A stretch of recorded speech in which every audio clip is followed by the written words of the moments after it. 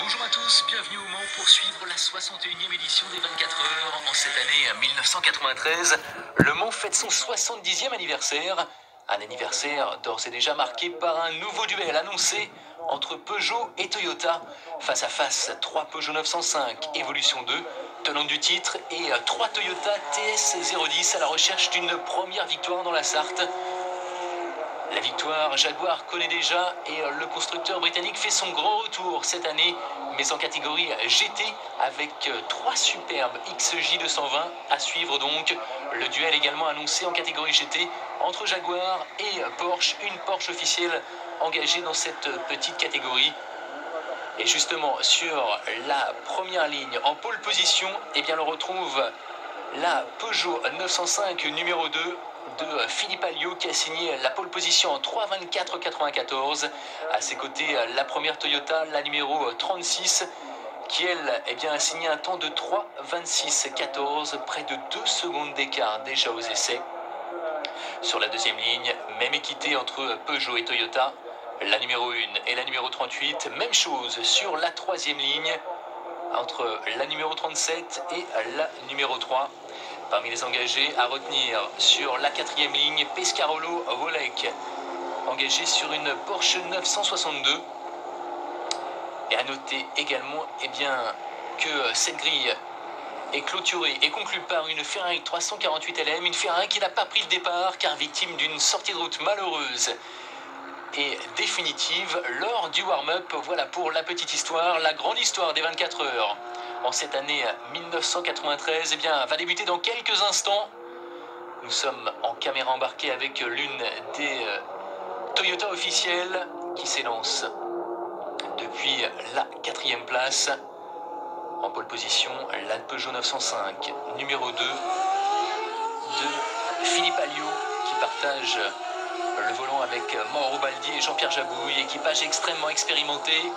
Et c'est parti avec d'entrée une nette domination de cette 905.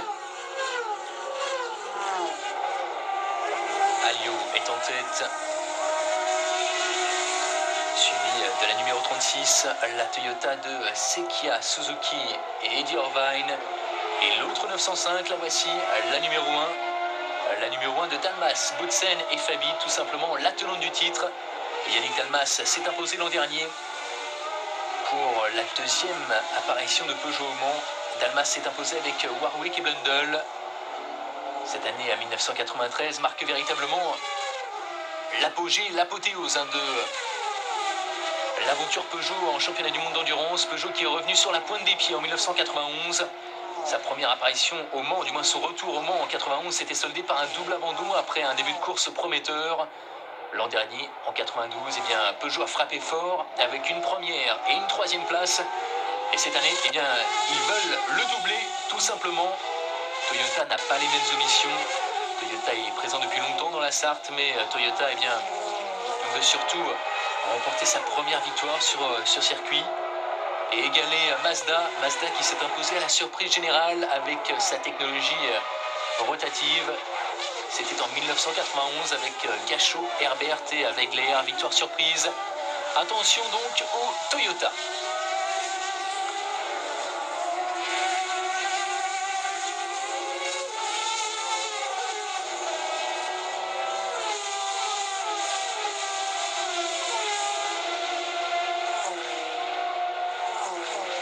Philippe Alliot qui a passé la célèbre bosse des Hunaudières avec dans son sillage la première Toyota. On arrive au freinage de Mulsanne, sans encombre pour les hommes de tête.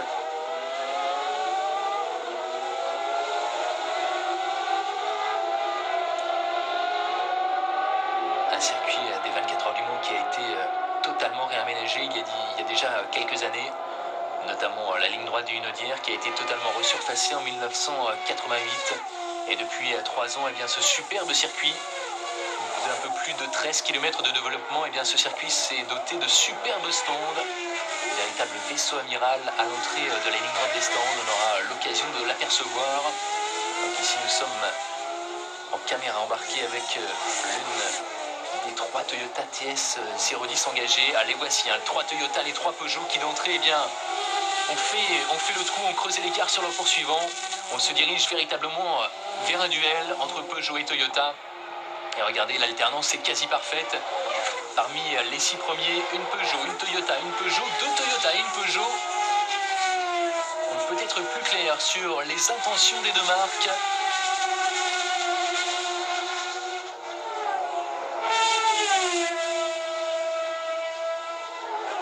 C'est dommage qu'ils ne puissent pas profiter du V10 de la 905 Evolution. Un V10 de 3,5 litres qui développe pas loin de 700 chevaux. Et déjà, premier incident dans cette édition 1993 avec une Porsche au ralenti. C'est la numéro 48 de l'écurie Padua Racing, une écurie qui pourtant s'illustre dans le championnat belge de Procar. Et visiblement, il y a eu un problème. 43e temps des essais pour cette Porsche qui est au ralenti dans la ligne droite du Nodière. Devant, aucun problème. La 905 mène le bal devant la Toyota. Peugeot Toyota, c'est le duel de cette édition 1993. Retour au Mans pour cette édition 1993 des 24 heures, une édition qui débute mal pour l'une des 7 venturiers engagés. Le petit artisan français qui s'est lancé dans la compétition avec ses 500 LM. Et c'est le numéro 56 qui est arrêté au stand. La numéro 56 qui est en fait à l'origine du problème de la Porsche numéro 48 que l'on a aperçu au ralenti dans la ligne droite du Hunaudière. Les deux machines se sont accrochées dans le tour de formation tout simplement. Là que l'on a vu une Toyota rentrer au stand, mais ce n'est pas les Toyota officiels, hein. C'est l'une des anciennes Toyota, on y reviendra. Alors que l'on voit le classement à l'issue des 10 premières minutes. La Peugeot 905 numéro 2 a déjà couvert 3 tours, mais moins d'une seconde d'écart la sépare de la première Toyota, la numéro 36 de Eddie Irvine qui est actuellement au volant, Suzuki et Sequoia. Et je vous parlais des Jaguars, eh bien la voici, cette superbe Jaguar XJ220 engagée par le TWR qui marque le grand retour de Jaguar au Mans, mais un retour en catégorie GT. Et attention ici, avec un freinage optimiste de Philippe Alliot. Et oui, résultat, eh bien, Eddie Irvine en a profité pour prendre le commandement. Et l'on voit ici, en caméra embarquée avec Eddie Irvine, le freinage raté de Philippe Alliot à l'entrée de Mulsanne.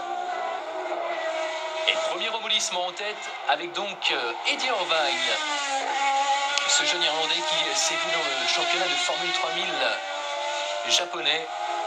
Le voici Eddie Irvine avec son casque aisément reconnaissable. Un casque aux couleurs de l'Irlande, mais au design qui rappelle celui d'Ayrton Senna. Alors qu'un premier retour au stand également pour une WR apparemment. Et c'est déjà l'heure des premiers ravitaillements. Ravitaillement pour la Peugeot 905 de tête. La numéro 3. La numéro 3 de Bouchu et Larry Brabham, c'est un peu entre guillemets la baby car du team Peugeot avec les deux jeunes pilotes que sont Christophe Bouchu que voici et Eric Hillary qui lui a cédé le volant accompagné de l'expérimenté Geoff Brabham. Geoff Brabham qui lui sévit dans le championnat IMSA aux États-Unis. Geoff Brabham qui était jusqu'à présent pilote Nissan aux États-Unis. Et c'est reparti également pour Eddie Irvine. Eddie Irvine qui lui est resté au volant à l'issue de ce premier relais et de ce premier ravitaillement. Je vous le disais, donc Toyota qui engage 3 TS 010 que voici, qui sont les rivales directs des 905, moteur atmosphérique V10 3,5 litres, près pas loin de 700 chevaux. Mais il faut compter également sur 2 autres Toyota engagés, 2 anciens modèles, des 92 CV, un moteur turbo qui a priori ne devrait pas jouer la victoire, mais au total il y a donc 5 Toyota engagés. Les ravitaillements qui se succèdent avec Alliot, le premier leader qui rentre au stand. Alliot qui a signé une pole presque record en 3,24,94. Deuxième pole consécutif pour le Philippe Alliot. Après sa pole record l'an dernier en 1992. Et c'est Mauro Baldi qui a pris le volant. Mauro Baldi que l'on a vu anciennement chez Mercedes avec Jean-Louis Schlesser. Il revient dans la première chicane de la ligne droite avec l'homme de tête, la Toyota numéro 36. Et chez Toyota, il y a également des Français, car sur la numéro 37, qui est actuellement quatrième, eh bien on retrouve Pierre-Henri Raffanel. Pierre-Henri Raffanel, ancien pilote de F1, on l'a vu notamment chez Colony, qui fait les beaux jours du championnat japonais désormais. Et Pierre-Henri Raffanel qui partage le volant de la Toyota numéro 37. Attention ici, qui partage, je vous disais, le volant de la 37 avec Kenny Atkinson et Andy Wallace. Andy Wallace, ancien vainqueur au Mans. C'était avec Jaguar en 1988. Première participation, première victoire pour Andy Wallace. Il y a un peu de panique du côté de Toyota, je vous en parlais. Ce sont les anciennes Toyota à moteur turbo. Alors que le calvaire continue pour la Porsche numéro 48 du Padua Racing, piloté notamment par le Belge Didier Thys. Didier Thys qui fait une brillante carrière sur les circuits américains. Et c'est le pneu qui a rendu l'âme. Et après 1 heure de course, pas de changement en tête. La Toyota d'Eddie Irvine est toujours en tête devant la numéro 2 de Mauro Baldi. Et la numéro 1 pilotée par Yannick Dalmas, une Toyota, 2 Peugeot. 18 secondes d'écart entre la Toyota et la Peugeot. On voit ici les 2 Toyota en formation.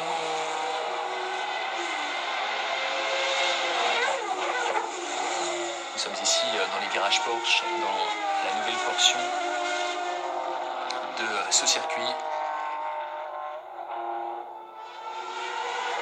Les Toyota en formation au 1er et 3e rang. Alors qu'ici, tête à queue pour la WR numéro 33. La WR pilotée par Gonin et Santal notamment. Alors on est bien loin pour WR des 405 km/h, le record absolu de vitesse au Mans, qui avait été signé par Dorchy, c'était en 1988. WR qui a un peu plus de mal depuis, et qui est passé dans la petite catégorie d'ailleurs.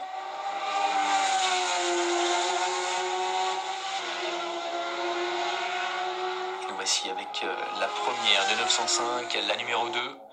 Actuellement 2e du classement, piloté par Mauro Baldi, Philippe Alliot et Jean-Pierre Jabouille. Le voici d'ailleurs, l'ancien pilote Renault F1, qui a apporté à Renault sa première victoire en F1. C'était à Dijon et ça ne nous rajeunit pas, c'était en 79, avec la fameuse théière, la Renault à moteur turbo. Et un peu de panique dans les stands avec ce commissaire qui vient d'être renversé par la numéro 3. Je crois que c'est Eric Hellary qui a eu un freinage un peu optimiste. Et freinage également optimiste pour la Porsche du Larbre Compétition, la numéro 78. Pilotée par Lecomte de Thoisy et Parera. Une Porsche semi-officielle, engagée en catégorie GT. Alors que devant le duel, eh bien, continue de plus belle entre la Peugeot et la Toyota. Peut-être un changement de leader dans les secondes qui viennent. On est parti sur un rythme très très élevé dans cette édition 1993. Ce n'est pas de la Formule 1, c'est bien de l'endurance. Les sports prototypes sont la nouvelle dénomination. Et attention au freinage de la première chicane, alors que l'on a ravitaillé du côté de la numéro 37. On va revenir dans la ligne droite des Hunaudières. Voici justement avec en tête la Toyota numéro 36, avec derrière elle, lancée à sa poursuite, la 905. C'était le duel annoncé. Deuxième saison de ce duel l'an dernier. Il n'y a pas vraiment eu de bataille avec la victoire Peugeot. Et bien, cette année, Toyota a haussé le rythme. Et la preuve, une Toyota est en tête après les 2 premières heures de course. Attention ici, on s'attarder.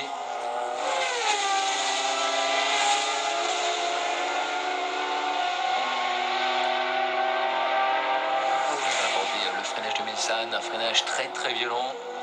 Dans cette ligne droite, les plus rapides, les Peugeot et les Toyota atteignent plus de 350 km/h.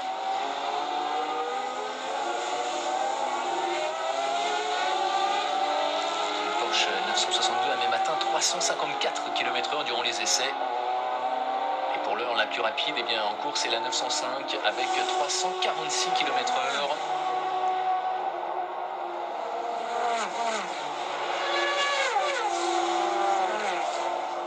Superbe duel en tête entre Toyota et Peugeot. Et ce sont les deux... Oui, ce sont les deux Courage à moteur Porsche qui vont prendre un tour ici. Yves Courage qui engage cette année trois modèles. On aperçoit ici deux, dont l'un, le numéro 14, est piloté tout simplement par Derek Bell. Derek Bell qui s'offre une petite pige. Derek Bell qui compte 5 victoires au Mans entre 75 et 87. Il s'est imposé en 75, 81, 82, 86, 87, Derek Bell. Et il revient cette année juste pour le plaisir. Et problème ici.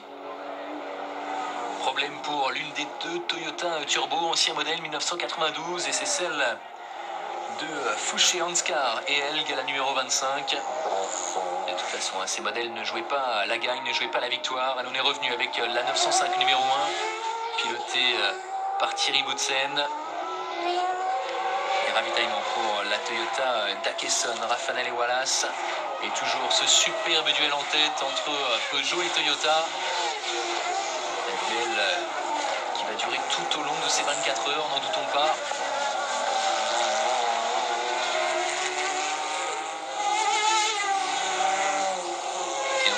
Aperçu la 962 du team Yost, pilotée par deux vieilles connaissances,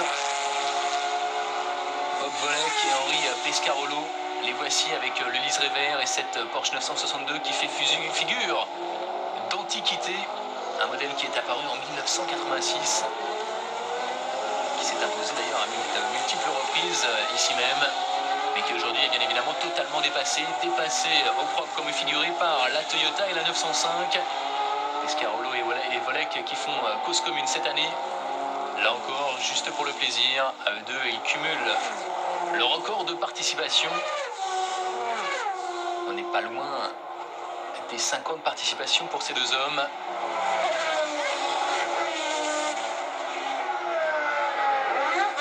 Et la Toyota qui prend un tour à l'une des Lotus 300 Esprit engagé en catégorie GT par le team Chamberlain, figure d'outsider dans la catégorie Grand Tourisme.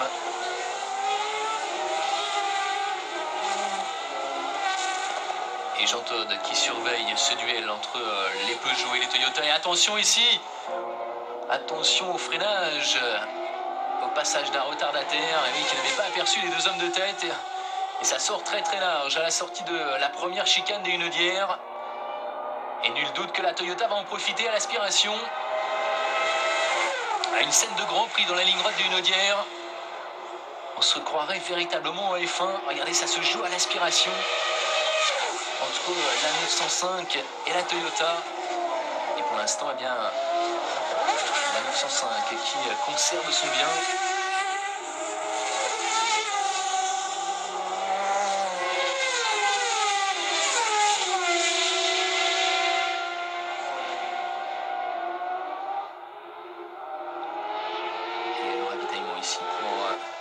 C'était pour Boutsen apparemment. Toujours ce leader, les deux inséparables.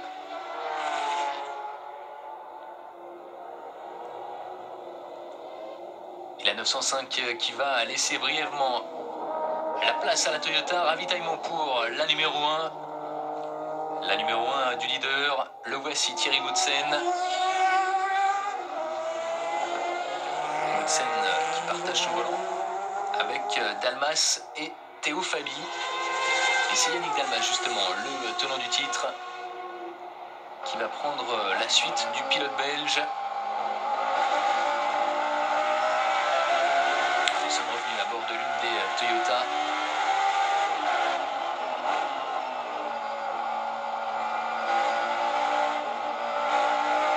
Je vous laisse profiter du V10 atmosphérique de la machine japonaise. Ah, c'est dommage. Et Dalmas qui est toujours au stand. Dalmas qui va repartir. Yannick Dalmas que l'on a vu en F1 également, notamment chez Larousse, qui n'a pas connu la réussite escomptée et qui opère une brillante reconversion en sport prototype.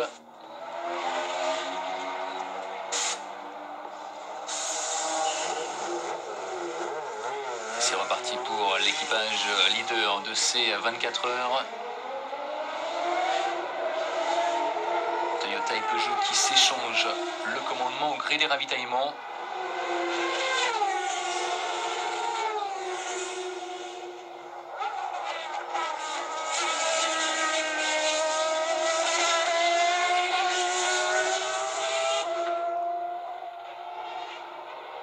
drapeau bleu pour l'un des attardés.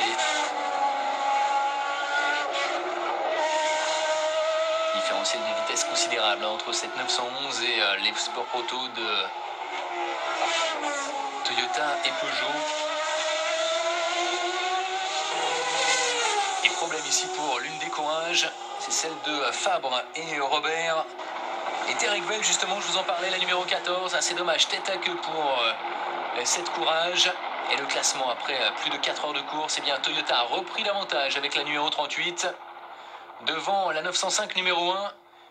Et l'aventurier numéro 56, décidément pas à la fête en ce début de course.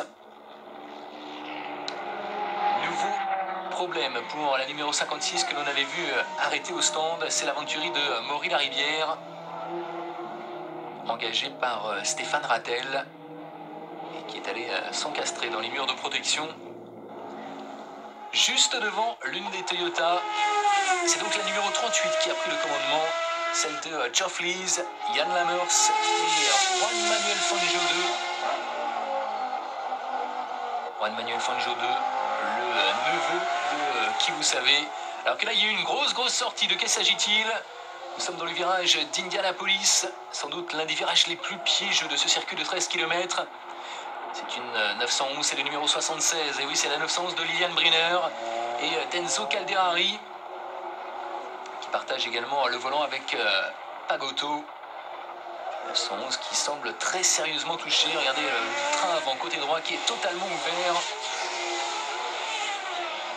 Liliane Briner qui était la seule femme engagée dans cette édition 1993 et qui était au volant à cet instant.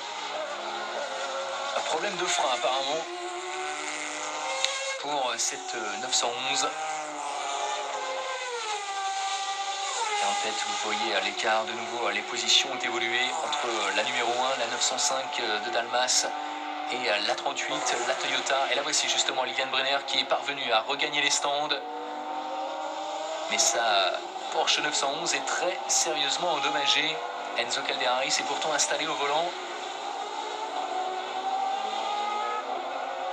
Problèmes de frein qui ont occasionné cette très violente sortie de route.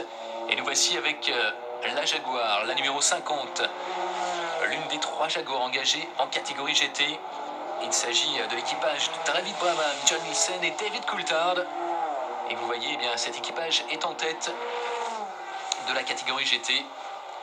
David Coulthard qui pilote habituellement en F3000, qui est également pilote essayeur chez Williams et qui s'essaye pour la première fois aux 24 heures du Mans avec succès pour l'instant, puisque la Jaguar mène devant la grande favorite de cette catégorie GT. La voici, la Porsche 911 Turbo S Le Mans, c'est son appellation officielle, de Walter Orr, le rallyman, qui partage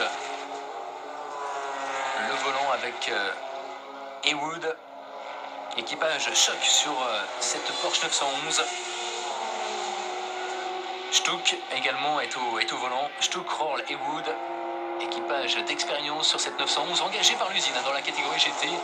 Alors que la petit problème pour la numéro 52, la Jaguar de Belmondo, Cochrane et Fuchs qui a pu repartir. Et cette 911 Turbo qui fait figure d'épouvantail, qui donne 911 que le nom, puisqu'elle est équipée d'un moteur de 962. Et problème justement pour cette 911. Une crevaison visiblement pour la 911 numéro 46. Crevaison à l'avant droit. Le train avant qui semble-t-il a souffert. Alors que s'est-il passé? Nous sommes dans l'une des 2 chicanes. Et oui, la 911 qui apparemment a percuté un proto, c'est une Déborah. C'est sans doute la Déborah. Alors Walter Orr n'a-t-il pas vu la Déborah qui était juste devant lui? Le contact a été assez violent et regardez, il y a de l'huile dans la chicane. Et certains se sont fait piéger.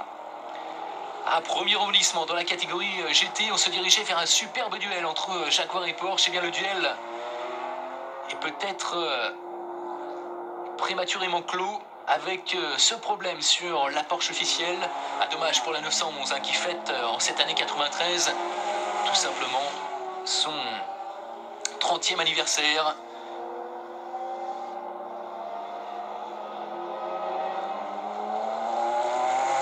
Une 911 Turbo que l'on a vu en début de saison à Daytona et à Sebring sous les couleurs Brumos, les fameuses couleurs Brumos, bleu et rouge. Et regardez, Walter Röhrl qui est arrêté dans la nouvelle portion du circuit, dans les bien mal nommés virages Porsche. Et apparemment, eh bien, ce n'est pas seulement une crevaison. Gros problème pour la Porsche numéro 46. En revanche, devant pour Peugeot, eh bien, à la tombée de la nuit, la Peugeot 905 numéro 1 est toujours en tête. Alors que le ravitail du côté de la Toyota numéro 25 de Fouché. Et Jean Todt est toujours aux manettes. Jean-Pierre Jabouille qui s'apprête à prendre le relais. Ravitaillement également pour la Jaguar de Paul Belmondo qui a connu quelques soucis, on l'a vu.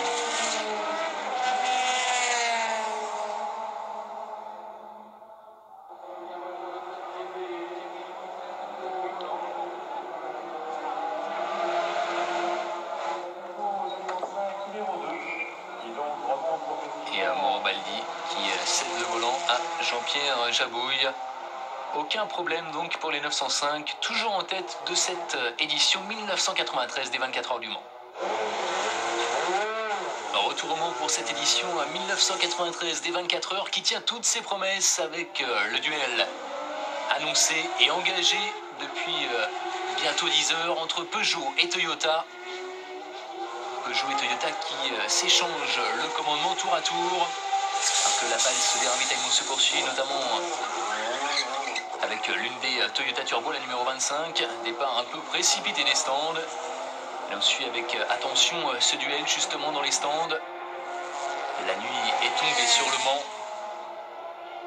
Et l'avantage, eh bien, pour l'instant, est toujours à la 905 numéro 1 de Dalmas, Boutsen et Fabi. Philippe Alliot, que voici, a quelque peu rétrogradé. Voici l'autre 905, la numéro 3 de Bouchu, Elary et Brabham.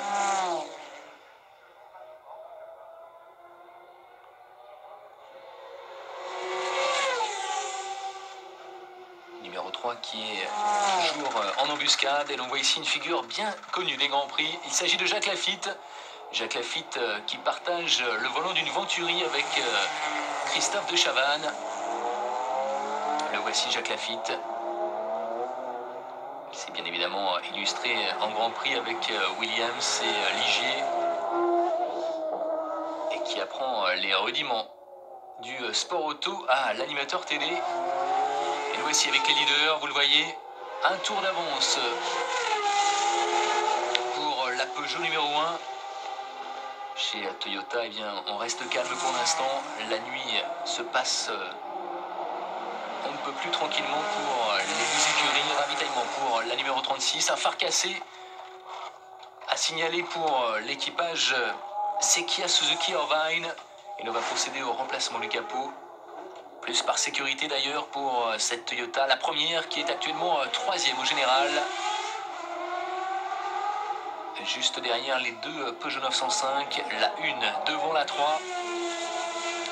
Les Toyota Turbo sont plus loin, au-delà de la 5e place. Et le ravitail également du côté de Peugeot, ravitaillement. Et Philippe Alliot qui va prendre la relève de Jean-Pierre Jabouille.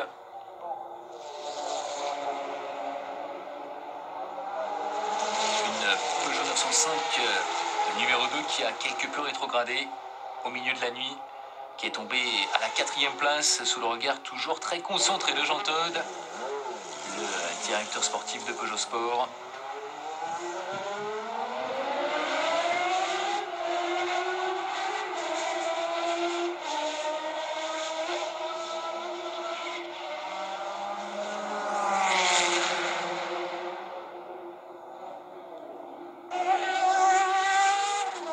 Et la nuit s'écoule sur le circuit du Mans avec toujours la même domination des deux Peugeot. La 1 devant la 3. Et chez Toyota, eh bien, certains ont déjà raccroché. Car Toyota ne compte plus que 2 voitures en course. Car au petit matin, eh bien, la numéro 37, pilotée par Pierre-Henri Raffanel. La voici justement, eh bien, la numéro 37. doit abandonner, victime de problèmes de boîte de vitesse. Abandon également pour l'Aventuri numéro 56. Fin du cauchemar pour cette Venturi. Et vous voyez le classement après presque 16 heures de course. La 1 devant la 3, 2 Peugeot devant une Toyota, la numéro 36, Daddy Irvine. Yannick Dalmas qui après 16 heures de course eh bien, semble parti vers un doublé au Mans.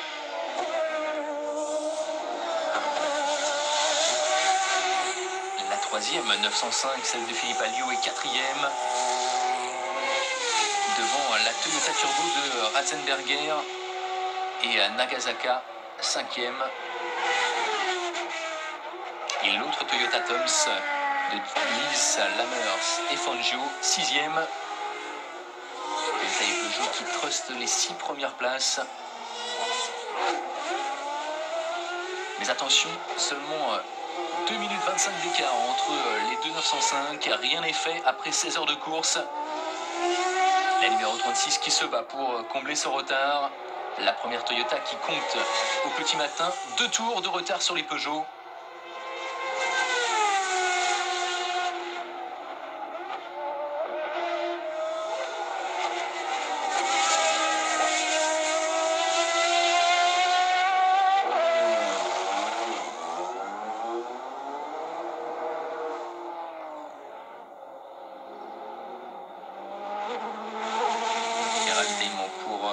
Martini sur la Toyota, actuellement 5e du classement.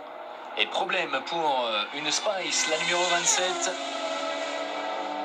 pilotée notamment par Régou et Adams. Spice au ralenti à Mulsanne. Problème moteur apparemment pour Régou et Adams. Problème également pour l'une des Venturi, celle de Exceptional. Et Roussel. C'est l'une des 2 Venturi qui ont abandonné depuis le départ. Elles étaient 7 au départ. Elles sont maintenant 5. C'est Venturi 500 LM. Et la grosse surprise vient de la catégorie GT avec ce modèle. La 911, numéro 47 du Larbre Compétition, piloté par Dupuis, Gouillet et Jürgen Barth, puisque les 2 machines de l'Arbre Compétition mènent la catégorie GT devant la première Jaguar, la numéro 50. Grosse surprise, on n'attendait pas vraiment cette Porsche-là en tête de la catégorie GT. Mais attention, à son volant, je vous le disais, il y a Jürgen Barth. Jürgen Barth qui dirige tout simplement le service compétition client de l'usine de Stuttgart. Jürgen Barth qui est aussi un ancien vainqueur des 24 heures. Il s'était imposé au Mans en 77 avec X et Wood. À ses côtés, Dominique Dupuis est un grand spécialiste de la Porsche Cup française également. Et Joël Gouillet est lui ce que l'on appelle un gentleman driver particulièrement efficace. Et donc, résultat, eh bien, la première Jaguar, la numéro 50 de Brabham, Nielsen et Coulthard, n'est que 3e de cette catégorie. Alors que dans les stands, eh bien, problème pour Dalmas, justement pour le leader qui s'est arrêté au petit matin. On travaille sur le V10 de la 905. Dalmas s'est arrêté. Et je vous le disais, il n'y avait que 2 minutes d'écart. Et résultat, eh bien, le classement qui évolue. La numéro 3 est désormais en tête. Une numéro 3 pilotée par Bouchu, Enari et Brabham. Reboulissement dans le clan Peugeot. La numéro 3 en tête.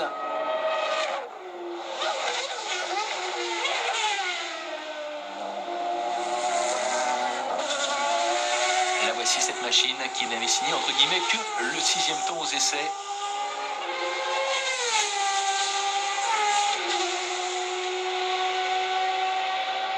Brabham, Bouchu et Enari qui sont de purs produits des circuits français, révélés par la Formule Ford, passés ensuite par la coupe Speeder 905. Et bien cette année dispose d'une vraie 905. Et quelle 905? L'évolution 2. Et il se retrouve maintenant en tête des 24 heures, alors que l'on a une 911 au ralenti. Il s'agit de la 911 du team Conrad. C'est la numéro 62, effectivement.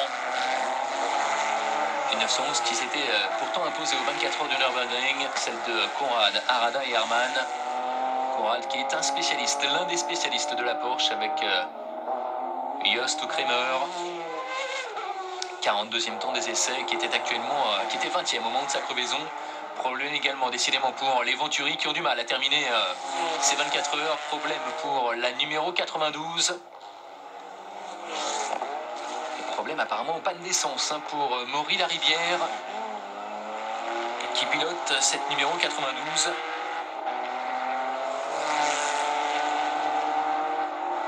Maury Larivière qui est au ralenti. Problème également, regardez la portière de la Toyota numéro 22. Gros problème pour cette Toyota Turbo qui était pourtant 5e, qui va sans doute devoir repasser par les stands, surtout à l'attaque de la ligne droite d'une Audière. Et c'est définitivement terminé pour Maury Larivière qui s'est arrêté sur le circuit. Et on revient avec l'homme de tête. Geoff Brabham qui est au volant. Voici le classement Peugeot, Toyota, Peugeot, Toyota. Classement qui n'a pas évolué entre les deux marques depuis le début. Toujours présent parmi les 6 premiers. La première non Peugeot, non Toyota, eh bien, est la Porsche Obermayer. La 962. Doppermann, Kessel et Altenbach, qui est seulement 7e. Des Porsche 962, je vous le disais, totalement dépassés depuis quelques temps déjà. La Porsche Jost de Volek, Pescarolo et Maxner est 9e pour sa part. Et la première Courage que l'on a pourtant vu en difficulté, celle de Bell, Fabre et Robert, est 10e. Alors que l'on ravitaille du côté de la numéro 36, la Toyota d'Irvine, actuellement 3e.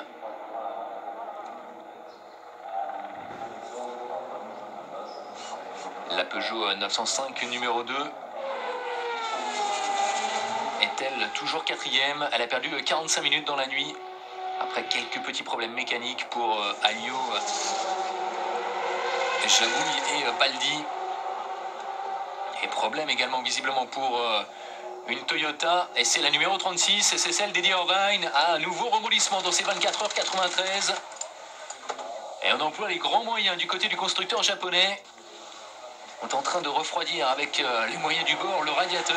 Ah oui, surchauffe moteur pour cette Toyota TS010 qui était 3e.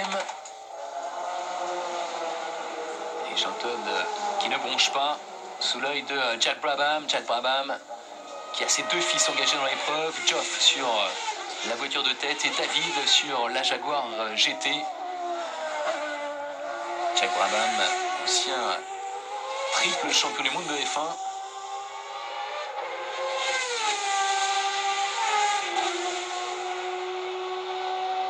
En 59, 60 et 66. Et là on va repartir du côté de la Toyota numéro 36. Après ce coup de chaud.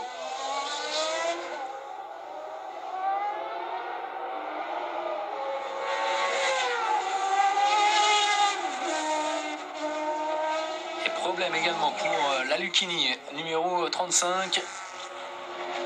La Lucchini de Magnani, Taverna et Ragazzi qui évoluait dans la petite catégorie des sports moto. Une catégorie 3 dominée par la Deborah Alfa Romeo. Eh bien, la Lucchini qui dispose du même moteur vient de rendre l'âme. Et problème également du côté de Jaguar. Et c'est la Jaguar de tête, celle de Coulthard. Problème pour la Jaguar numéro 50 de Brabham, Nielsen et Coulthard qui rentre au ralenti au stand. Elle était 3e de la catégorie GT, alors que l'on aperçoit ici la 962 de Pescarolo et Volek qui a failli heurter la 905 de tête. Ah, il s'en serait voulu, Henri Pescarolo.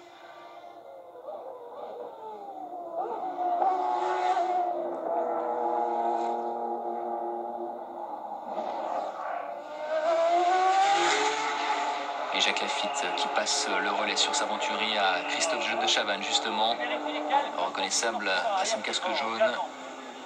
La voiture est sûre. Ça va? Et je vous parlais de la Déborah, eh bien, la voici, pilotée par Yvan Muller, Tremblay et Tessier. Yvan Muller que on a plus l'habitude de voir sur des F3000. Eh bien, elle est en tête de la catégorie 3 devant la WR et la Lucchini que l'on a vu au ralenti. Et ralenti également pour l'une des Toyota apparemment. Serait-ce la numéro 36 que l'on a vu en difficulté au stand?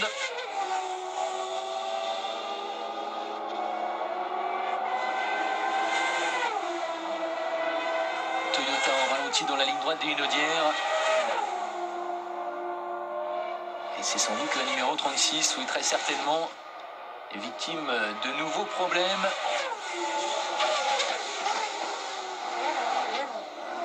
Oui, du côté de Toyota, on s'affaire, et c'est bien la numéro 36.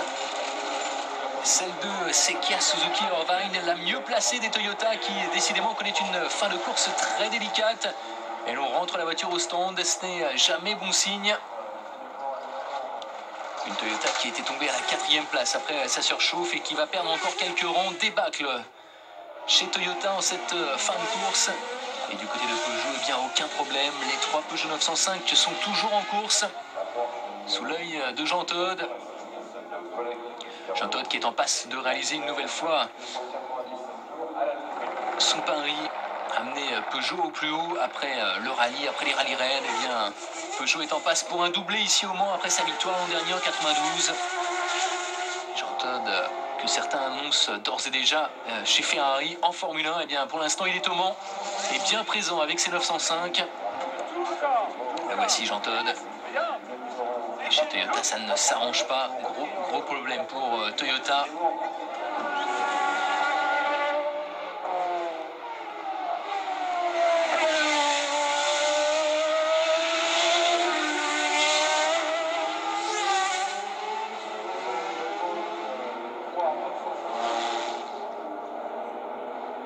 Un ravitaillement de la numéro 2, c'est Philippe Alliot apparemment qui a pris le relais.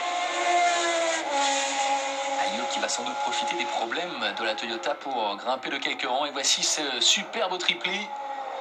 3 Peugeot 905 en tête après 20 heures de course. Superbe triplé de la marque française.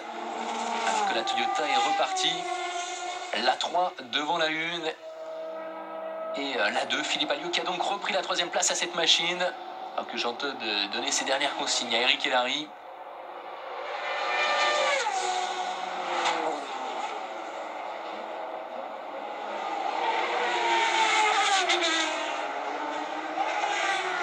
Le voici Eric Hellary. Et aucun problème pour les hommes de tête.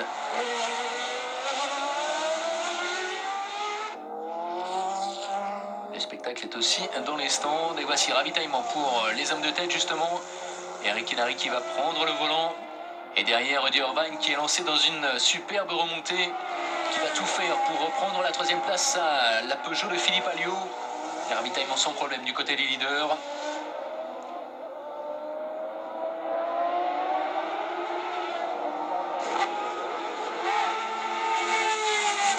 Participe pour un superbe triplé, aucun problème du côté des GT, aucun problème pour la Jaguar, il y a eu du changement, la Porsche 47 a cédé le commandement, c'est normal, elle était intrinsèquement nettement moins rapide que la Jaguar, une Jaguar XJ220 qui est à la limite du règlement GT, notamment en ce qui concerne l'échappement, le catalyseur plus précisément. Et il y a déjà quelques plaintes, une plainte qui a été déposée. La victoire promise à cette Jaguar numéro 50 eh bien, est soumise à une vérification technique. Nous ne sommes pas encore là alors que la Lucchini a repris sa route. Vaille que vaille. La numéro 35 que l'on avait vue en difficulté. Donc la Jaguar est en tête devant la Porsche numéro 47 de Dupuis, Gouillet et Barthes. Côté GT. Côté Sport Proto, il n'y a plus vraiment de suspense, si ce n'est cette alerte pour Philippe Alliot. Philippe Alliot qui a tout simplement perdu sa portière. À image insolite, après la Toyota Sard, on va sans doute revoir cette image justement. Regardez dans la ligne droite des Hunaudières. La portière s'envole, mais finalement plus de peur que de mal pour les Peugeot, toujours largement en tête de cette édition 1993 des 24 heures du Mans.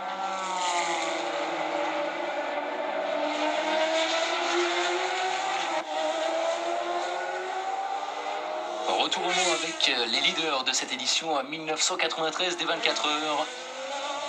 Eric Hellary, Christophe Bouchu et Geoff Brabham. Leader devant l'autre 905 de Dalmas, Boutsen et Fabi. Alors qu'ici il s'est passé quelque chose pour l'une des Toyota. Oui, accrochage avec un attardé. Accrochage apparemment sans conséquence pour l'une des Toyota officielles. Et devant toujours aucun problème pour les 3 Peugeot partis pour un triplé. La 3 devant la 1 et la 2. La première Toyota, la numéro 22, est à 12 tours. Et camouflé pour Toyota, la numéro 22 est un ancien modèle. Mais attention ici aux têtes à queue.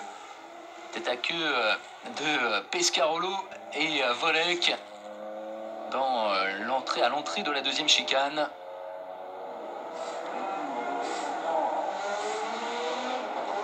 Pescarolo et Volek qui sont actuellement 9e. Et c'est Geoff Brabham qui a pris le relais à bord de la numéro 3.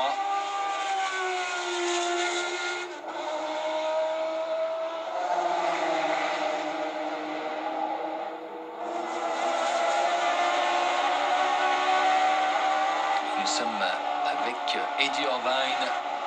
Eddie Irvine lancé dans une folle remontée avec la numéro 36. Parti pour arracher la 4e place à la Toyota Turbo numéro 22.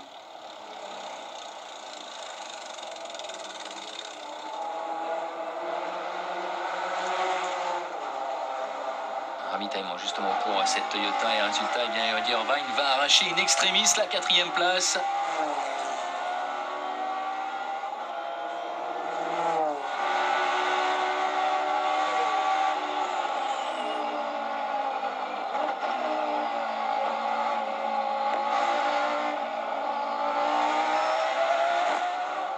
Mais cette 4e place, bien sûr, ne va pas suffire pour Toyota qui était venu ici pour gagner, pour faire aussi bien que Mazda en 1991. Eh bien, Toyota va partir avec une nouvelle et cuisante défaite, puisque Peugeot s'en va signer un triplé dans la Sarthe. Avec la victoire pour cet homme, Eric Hellary. Vainqueur donc à l'entrée du dernier tour. Vainqueur en compagnie de Christophe Bouchu et de Geoff Brabham. Et 905 donc dans le désordre. La 3 devant la 1 et la 2. 3 Peugeot aux 3 premières places. Et regardez la parade triomphale des Peugeot à l'issue de ces 24h93. Voici donc l'arrivée pour Geoff Brabham. 2e, Dalmas, Boutsen, Fabi. 3e, Aliou, Baldi et Jabouille. Et finalement, Eddie Irvine qui sauve la 4e place dans les toutes dernières minutes avec Suzuki et Sequia. La première Porsche, celle du Obermeier Racing de Opperman, Kessel et Altenbach, termine 7e.